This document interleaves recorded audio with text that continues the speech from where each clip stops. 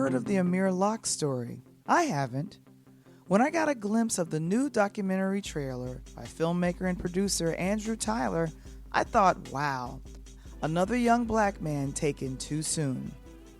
Today, we speak with Andrew Tyler and his wife and executive producer Linda Tyler about the personal story of Amir Locke. Coach Tony Thompson and I take a deep dive and celebrate the Tyler International Social Awareness Festival. Tune in and get ready to be inspired.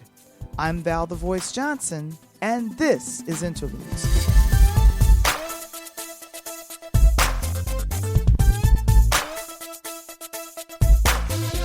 Interludes, a Peer Lighthouse production. This episode is brought to you by... Need help with wills, trust, or protecting your LLC? Join Legal Shield today. Text the word LEGAL to 347-652-0243 for more information. And now, all the way from the south side of Chicago, give it up for your host, Val the Voice Johnson.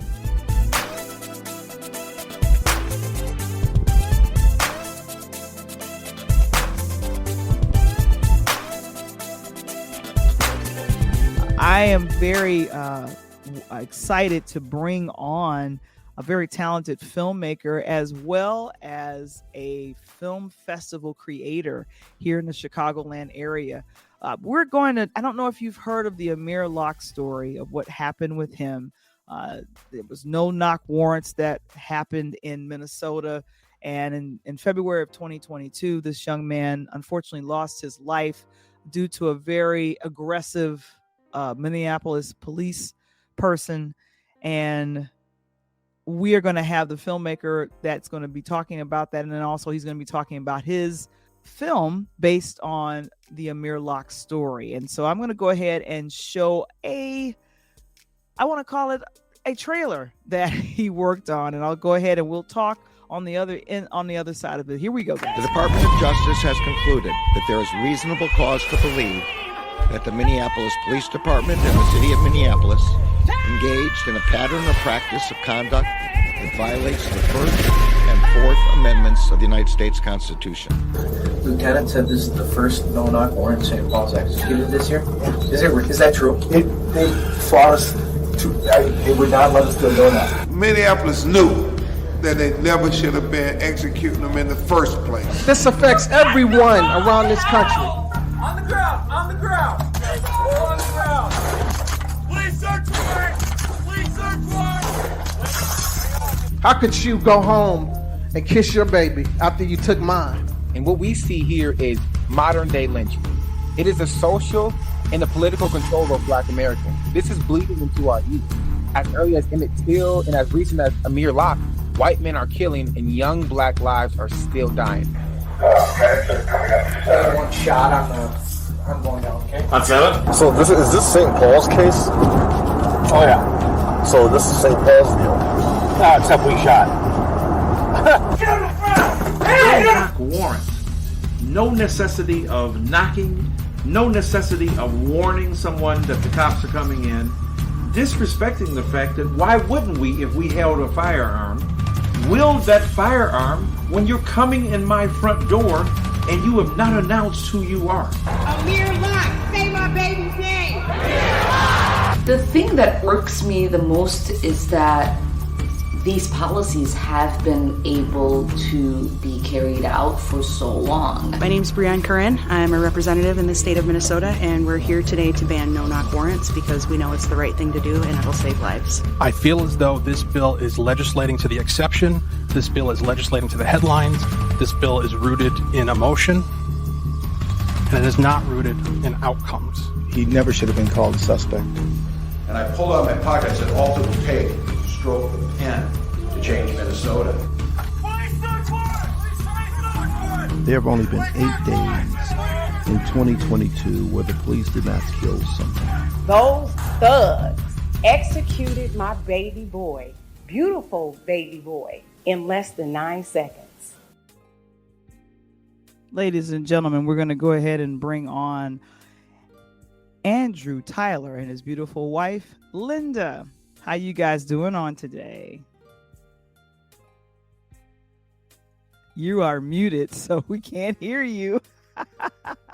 Let's We're try it doing again. well. Thank you for having us. Thank you for having us on the show, Ms. Val. Thank you. Sorry about the mute. No, that you were getting ready. That's what happened. You were getting ready, and that completely is understandable. I'm going to go ahead and ask Kevin to ask the audience to put some, I'd like to call it, questions in the chat for us. So definitely, this has been a very interesting time in our country, where a lot of our Black males and females have been unfortunately taken away from us. And it's not that they're out and about. It's not that they're at a store or somewhere else. They're at home. And I was reading through some of the things regarding Amir Locke. He was visiting his cousin, and he wasn't even in his own apartment.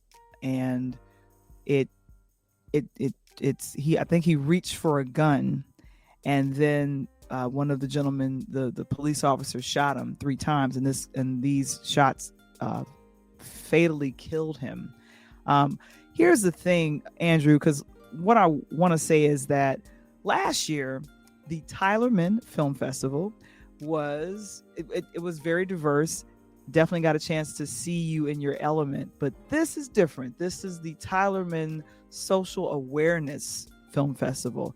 I just wanted to talk with you about, why did you make that change, and how was it to make this documentary on Amir Locke?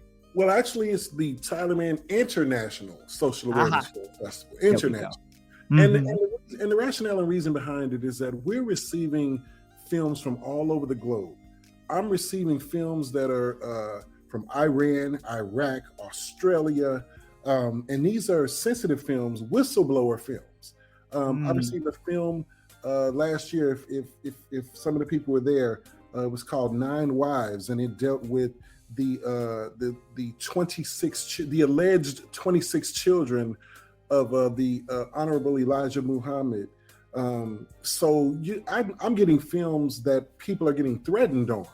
So wow. I decided to kind of transform this thing a little bit and turn it into a social awareness film festival that affords us the opportunity to give independent filmmakers a chance to give them a voice. We want that voice to be heard. We don't want it silenced. We don't want somebody threatening or whatever the case. And for many of you that have seen Sounds of Freedom, that particular movie it's really a war cry against child trafficking.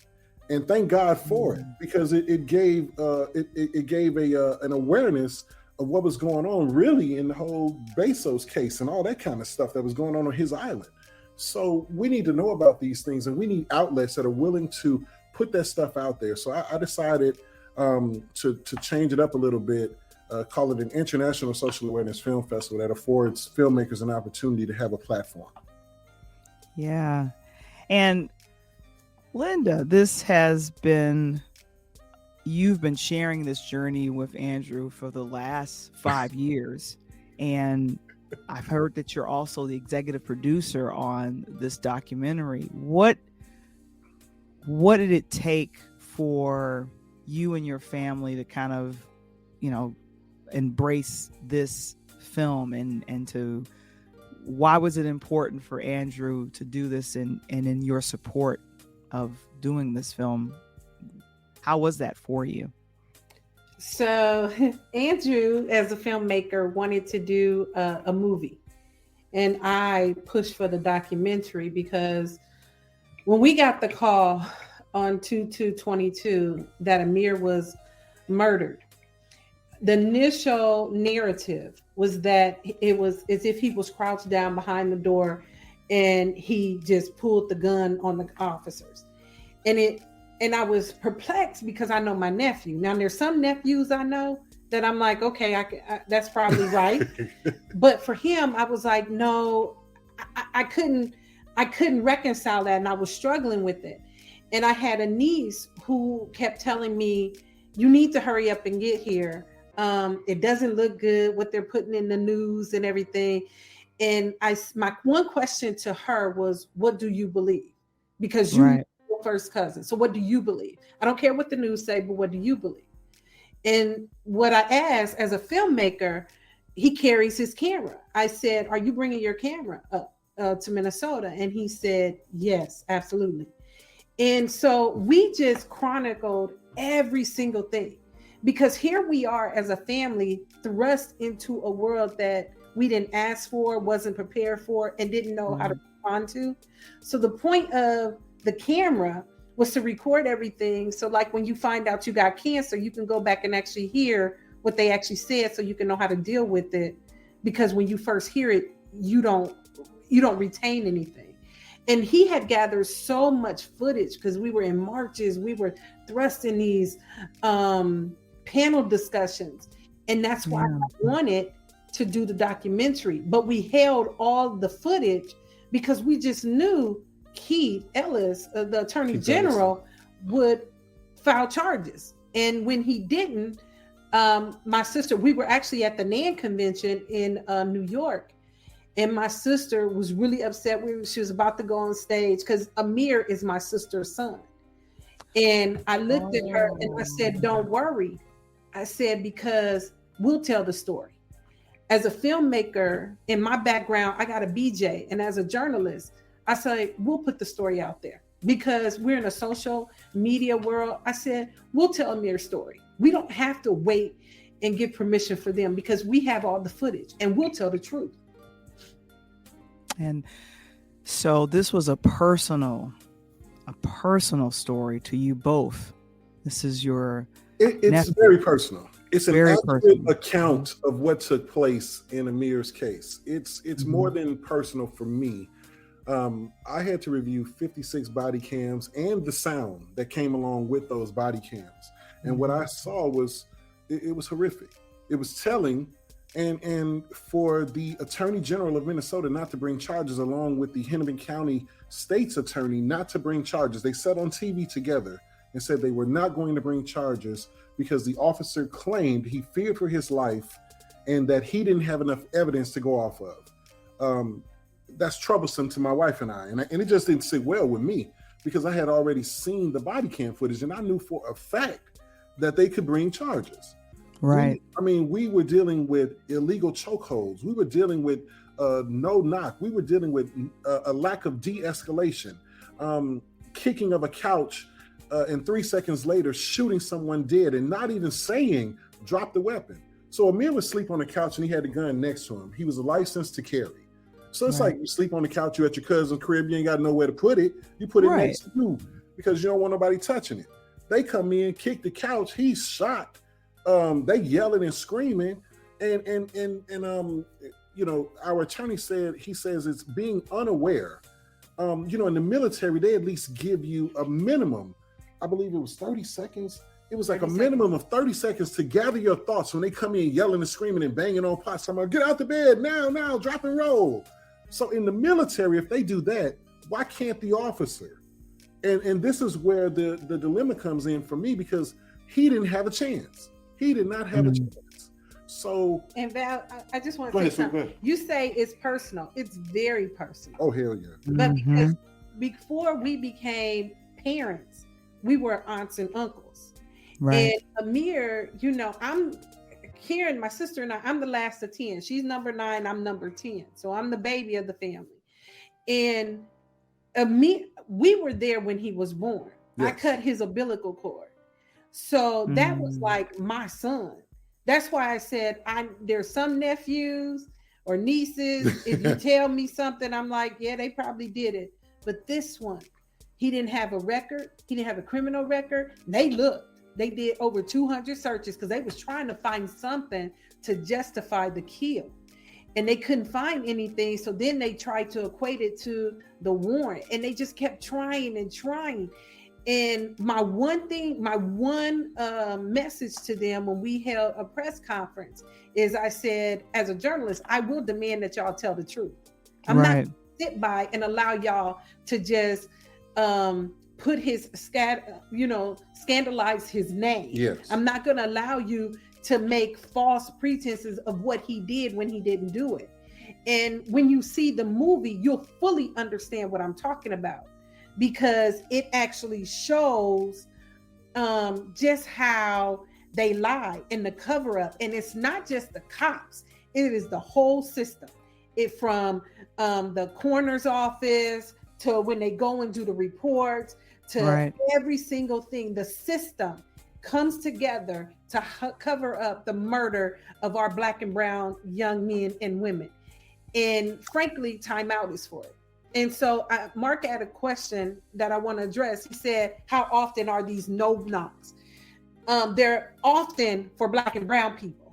And in the state of Minnesota, that's why right now, there, as you opened up with the trailer, the Attorney General, Merrick Garland, put a decree on Minnesota right now because they found that they had a decade of brutalizing Black and brown bodies. Like all the Black people in the city knew that, all the brown people in the city knew it, and even some of the white people. But now it's out there. George Floyd pushed it out there, and Amir, and when you see the documentary, it shows how the whole system works together, how they really don't fear for their life because they're joyous when they walk in to bust in their home, and how they not kick the couch once, but they kicked the couch twice. Because the first time they kicked it, he didn't respond. Amir is a heavy sleeper.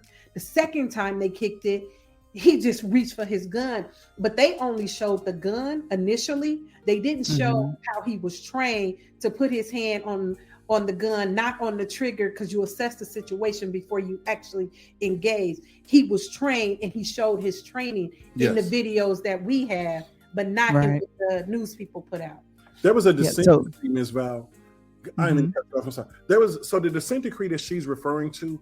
Do you know right now that Attorney Benjamin Crump, along with my brother-in-law, Amir Locke Sr., the father of Amir, right now, if you turn on the news, they're in Minnesota because a state trooper killed a young man, and the first 4 minutes of the body cam footage is missing. Imagine that. And I'm talking about right now as we're doing this interview. They are up in Minnesota right now, all together, along with Miss Nakima Levy-Armstrong and members of the people, members of that public community that are in our documentary. Right now, they're in Minnesota defending a young man that was killed on the highway and was on his phone. Thank God he was on his phone with his wife or mother. I don't know who it was, but he was on the phone for that first 4 minutes while he was shot. And now all of a sudden, the first 4 minutes of the body cam footage is missing, and you only see the shooting and all the rest. You don't really see the shooting. So we don't see what led up to that particular shooting. We cannot trust what's going on. In my movie, you should see how many times these officers turn their body cams off and on to restart those body cams. Barack Obama, if there's anything that stood out about President Obama, for those who don't like Obama, thank God for body cams, because that's the one thing that he did before he left office that was able to help us in our fight for justice with Amir Locke. And I say that because I was able to get all of the footage. They didn't block nothing out, and I think they were cocky enough not to do it. So and let me jump in here, because I think what's most disturbing is that the date of what happened with your nephew, we're talking February of 2022. George Floyd was 2020. Yes. So I would think that with all of that happened in 2020, and kind of, we just recently and talking about Emmett Till, the anti-lynching law just passed. That's right. Yep. I believe 1 year ago, around June or July of 2022. So it's like, it's just a little disturbing. Like, why are cops not trained in, number one, like fighting to, if you're there for a warrant, the goal is to arrest, bring that person in and process them. And I don't understand why with black and brown people that you just shoot and there's no questions. That was a white young man, there would be, nope, we want to arrest him, we want to take him in so we can ask. Yeah, we want to take him to Burger King after he killed the church. What happened? I said we want to take him to Burger King after we kill people in the church. That's kind of the cop mentality. I got an answer to your question. I was quoted in the Minneapolis Star Tribune, and I was quoted saying that the worst place that a black man can exist is in a white person's imagination. But I'd like to recap that, because I heard an activist and actor say that on a show, and it stuck with me. But now I'm starting to think the worst place that a black man or a black woman or a brown person can exist is in an officer's imagination, because they imagine us committing crime. They crouch behind, you're what type of person waits for you to speed down the highway? And there's nothing wrong with it. I guess you're breaking the law, you're speeding. But what type of individual wants to do that job? A crouching tiger, let me get him. So I have a problem with the mindset of officers. And this is not a knock against all police. What I'm saying is that it's a God complex. What is a God complex that comes along with it that says, I'm above the law, I do what I want to do. And they have an imaginatory mindset. Tyree Nichols' killers, there were 5 black officers and 1 white officer. Those were black people killing a young black man. There's a demonic spirit in the police department that gives them an opportunity, and a J. Edgar Hoover spirit that comes along and says, let me kill you off. Dr. King, let me kill you off. Black Panther Party, let me kill you off. All of these different things that were good for us initially, and they just want to kill off. Right. So I'm starting to think that the worst place that we can exist is in their imaginations, because you don't see them going into their own neighborhoods, devouring, killing, stealing, destroying. They only do it in hours. So it's in their imagination. And I believe that wholeheartedly.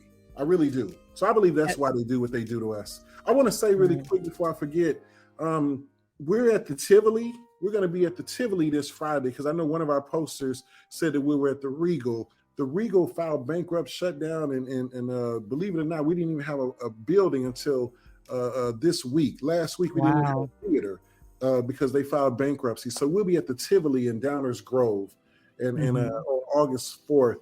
And I just want to thank you for having us on here. We'll be right back after a word from our sponsors. Have you seen it?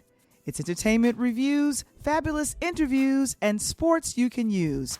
Interludes Extra presents Talk on Tuesdays. Join us every Tuesday at 8 p.m. Central, 9 p.m. Eastern, live in the chat. And now, back to our show. I'm going to bring on the coach, Coach Tony. He is in the backstage here. I don't know if he has any questions for you and your wife. Hey there, Coach. Good to see you. Man, I'm sitting here listening to this like it's incredible, because you guys are at home in Chicago and I'm here in the South. So you thinking about police officers trailing people and doing things. I just had literally 2 incidents previously this year and 1 earlier last year, and I happened to have my son in the car with me and riding down the highway, down a back street, and made a turn. I'm actually in between a car that's in front of me and a car behind me, and I'm the car that's in the middle. I'm keeping up with traffic. The officer was coming. I'm going northbound. He's coming southbound. A car in front of him turned. There was a space. I turned, and he turned behind me. First thing I told my son is, okay, we've been trailed by the police, so don't make any sudden moves. And I'm telling them things that I normally, shouldn't even be saying. I should just be enjoying my trip. The car in front of me pulled over. Turned to go home. And within about a half a mile, he turns his lights on. So I was like, let me get to a safe place. So I continued to drive for about a half a mile. And then fortunately, I seen an older white lady in her yard doing yard work, and I pulled in her driveway, literally pulled in her driveway. And the officer gets out, and the first thing he says to me is, are you crazy? You continue to drive. Do you know why I'm following you? And I said, well, let me ask a couple questions for you. No, I don't know why you're following me, because I wasn't speeding and I wasn't doing anything illegal. And I saw when you turned. Do you know this officer told me that he caught me speeding? And I said, how could that be possible when I was in between 2 cars? He said, I caught you as you turned. So me being smart, I said, well, I tell you what, officers, I'll pay for any ticket you want. If you can walk me back to your car and let me see your camera if it was calibrated. When I said if it was calibrated on a speedometer, he then went to a whole nother subject. asked me for my license, asked my son. I said, you don't need to see my son's information. He goes and checks my information, comes back. I play a lot of golf. So I had a Sam Adams beer cap in the middle of my console. So it's 10 o'clock in the morning. I'm taking my son to work. And the officer then puts his hand on his gun and asks me, have I been drinking? I'm like, it's 10 o'clock in the morning. So I asked him, I said, do you play golf? And then he went on another subject. He said, well, let me tell you why I stopped you. Couldn't see your license plates because you had a covering over your plate. You know those plastic coverings you get for your license plate.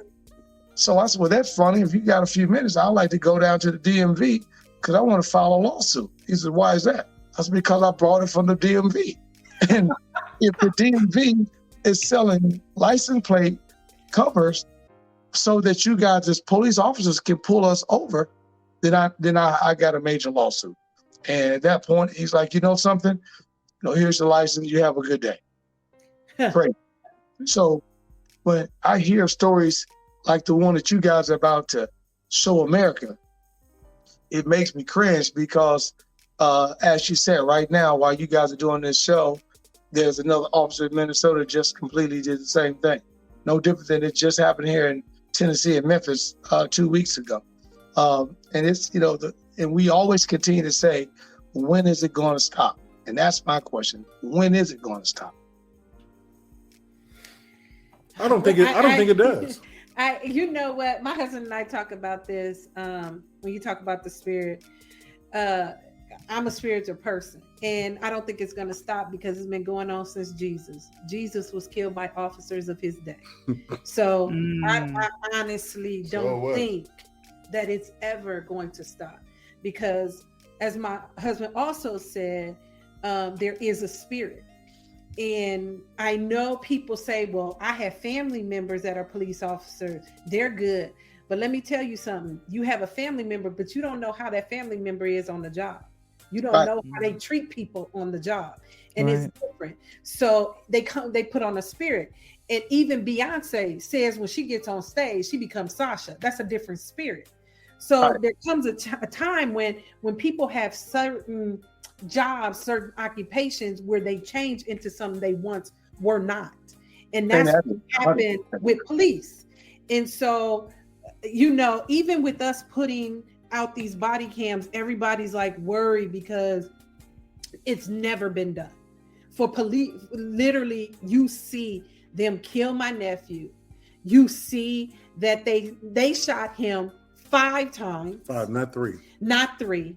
Not only did they shoot him, but then they jump on his back, put him in a chokehold, and zip tie him. Please explain to me why you need to do all of that when you've already shot him. And then once they get off of him, after he's zip tied, they check for a pulse, realize he may be dying, and start to try to do CPR. And all they're doing is pumping his chest. That's ignorant. Cops are ignorant because tell me something. How do you pump somebody's chest when you just fill them with bullets and you think that you're saving them? You don't put your mouth on them. You're not giving them reset. You're not doing CPR. That was for the cameras. Absolutely. That was for the cameras. Absolutely. You made it was for the book. Because the book is say that you feared for your life, and also say that you tried to help. And so they tell us that, and we believe them because we don't see the cameras. And so the thing about it is the world has seen the snippet, but what we're about to show is the actual incident. It's everything. Yeah. And we're doing it, and it's intentional. It's hard to see as his auntie, but just like in the clip, everybody said this kind of reminds me of Emmett Till. In Emmett Till's day, they didn't have cameras. That's the difference. That's a major difference, guys. And let me jump in here. So this film is premiering at the Tylermann International Social Awareness Film Festival. Let me make sure I get all those words in there. And also there is a private documentary feature screening on Friday, August 4th. That'll be wonderful. No knock, no charge. The Amir Locke Story. and the doors open for that at 6:30. And it's starting. It's about $25 a person, and it'll be there in Warrenville. Is that correct? It's going to actually be in Downers Grove. Downers Grove. Okay. Yeah, we're in Downers Grove at the Tivoli Theater. Tivoli, okay. And we can put it in the chat. That's right off right off of Main Street and right near the train tracks, literally. The Tivoli Theater. And it's in Downers Grove. And the gentleman that's on the screen, Dr. Eric Michael Dyson, I hear that he will also be in attendance at who's going to be also so let me tell you, this Joker right here, Michael Eric Dyson is going to be, he is something funny. Michael Eric Dyson is a comedian on the low. He's an intellectual, but he is a straight comedian. He called today and he said, I'm going to be there on Sunday. I said, can you be here Friday? He said, I'll be there on Sunday, pack a lunch. I'm coming in. And so Michael Eric Dyson will be at Cantini Park in Wheaton, Illinois, 1S151 Winfield Road in Wheaton, Illinois. And he's going to be on a panel discussion with the amazing Art Norm from Channel 5 News, who'll be moderating. And we have Andre Locke Sr., and we also have Marquise Armstrong, who's going to be on this panel discussing, and it's called I Am a Man. And it's going to deal with the challenges of manhood and the challenges of Mr. Locke losing his son.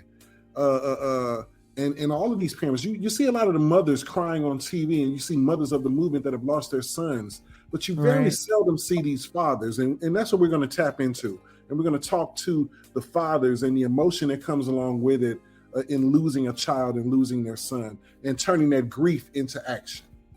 And of course, from last year, we're going to see Dr. Walt Whitman and the Soul Children. They're going to sing.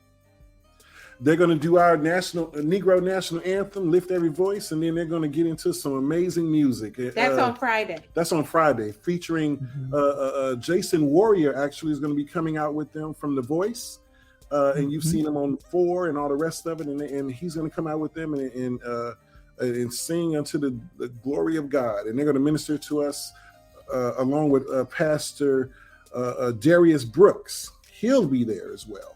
I just miss you guys by one weekend, because I definitely would have been. I just left the city. And then we want to mention the hip lay ballerinas. There's a couple of them that will actually be performing. We have a song that we wrote called No Knock, No Charge to support the movie.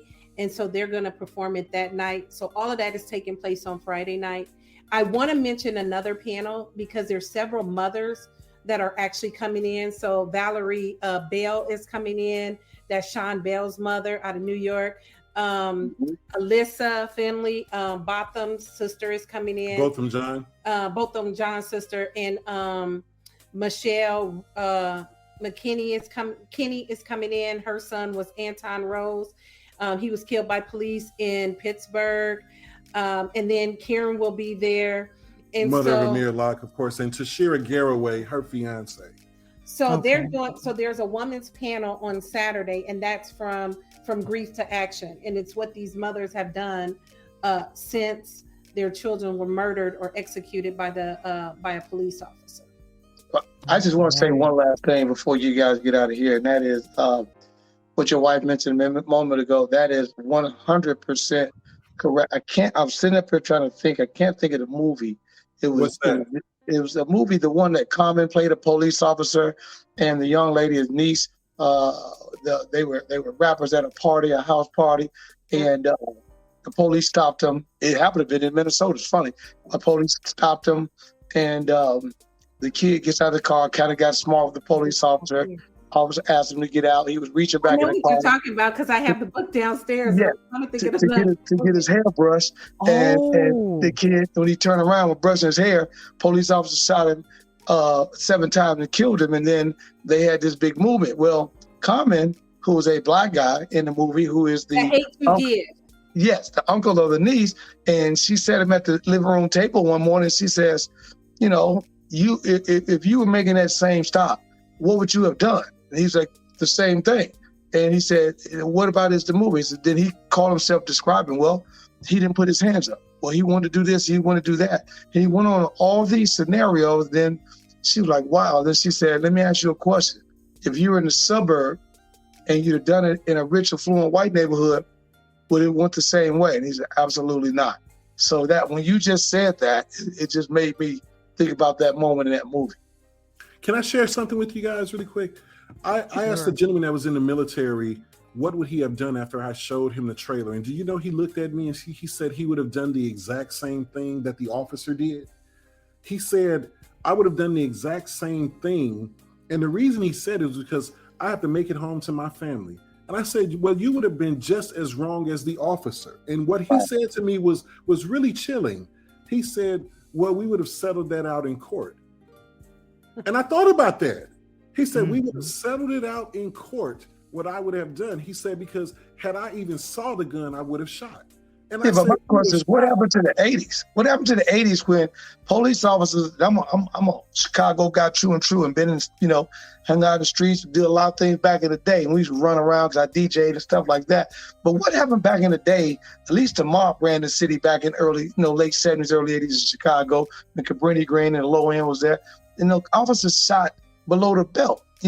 They may have crippled you, shot your kneecaps out. In the leg. That's right. Exactly. But you live to go to court. They may put you down 26 in California for a few hours, but you had to go see Hang'em High Judge Pincham. You know what I'm saying?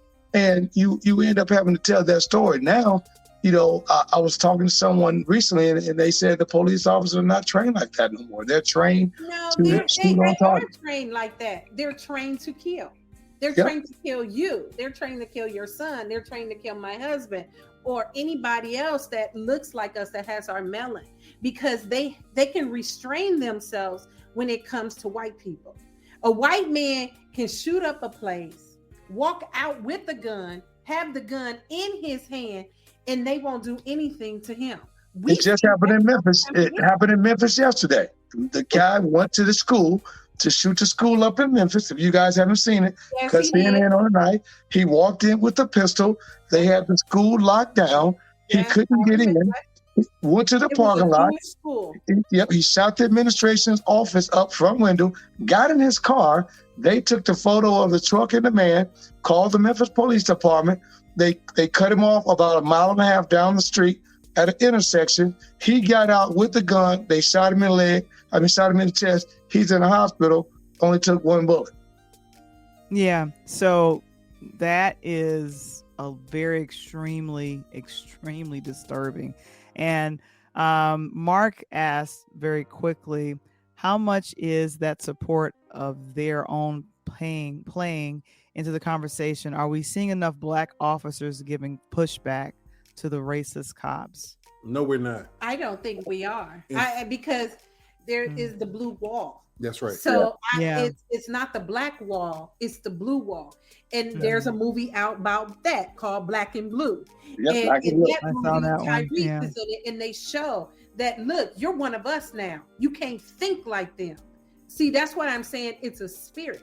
So and so we have a blue wall. We represent Amir. When we come out in royal blue. We're a blue wall too. And I think, so we're going to have to, look, greater is he that is in me than he that is in this world. We are not afraid of them because we control them. God gave this to us. He didn't give it to the evils of the world. And so we're just going to take it back. One movie at a time. And the thing that has happened now, as we wrap up, the thing that has happened now in Minnesota, no-knock warrants, are they still prevalent, or has there been legislation written about it? Yes. Let me talk to you about that. And I believe only God could write this script. 13 months after the execution of Amir, there was a bill passed restricting and or banning no-knock warrants in Minnesota. And we played a really big part in that. My wife and I, we went to the Capitol. We protested, we marched, we actually talked to officials. We sat in these member Congress hearings and slate meetings. And they heard us. They listened to us. In fact, legislation had been put out in 2020 and 2021, but they did not pass it. Had they passed it in those years, we would still, Amir would be here. He wouldn't be a hashtag. So we were able to go up and make sure that no-knock warrants would be no longer used in these messed up raids and for those that are on your line that are pro-police, this affects everyone. This affects police that are trying to go into a dwelling with someone that's asleep and might shoot at them. In the case of the Breonna Taylor case, her boyfriend shot back. Breonna took 9 bullets, but her boyfriend shot back. So you have officers that are being shot at when you're going into these dwellings, and people think that you're some kind of burglar or crook. Like the young lady in Louisville, in Chicago, the one that they were looking for the drug dealer, they went to the wrong dwelling, and she had no clothes on. They wouldn't even let her put her clothes on. The lack of respect, even when they do wrong, it's a sense of entitlement. And I say this all the time: your title doesn't entitle you. And I think for a lot of people, they believe because I'm in this, they think that when they come and pull you over, you shouldn't challenge him. You should respect me. I'm a cop. Right. And that is what's very, very troubling. But I will say this, guys. This is going to be a phenomenal film festival. I'm so excited to support it. I was there last year, and it is happening. It's happening again this year, but now it's added Social Awareness Film Festival, and this is personal. The Amir Locke Story, that will be one of the premier documentaries that will be featured. Andrew, Linda, thank you so very much for being here. We really appreciate you so very much. Thank you, guys. Thank you for the work you've done. Thank you for the philanthropists. Just keep on doing it. Again, it's like the old saying, you may not win them all, but you can win one. Exactly. All right, guys. Thank you so very much. God bless you. Thank you, everyone. See you guys. To see the full interview with filmmaker Andrew Tyler, his executive producer and wife, Linda Tyler, and Coach Tony Thompson, please visit our Interludes YouTube channel.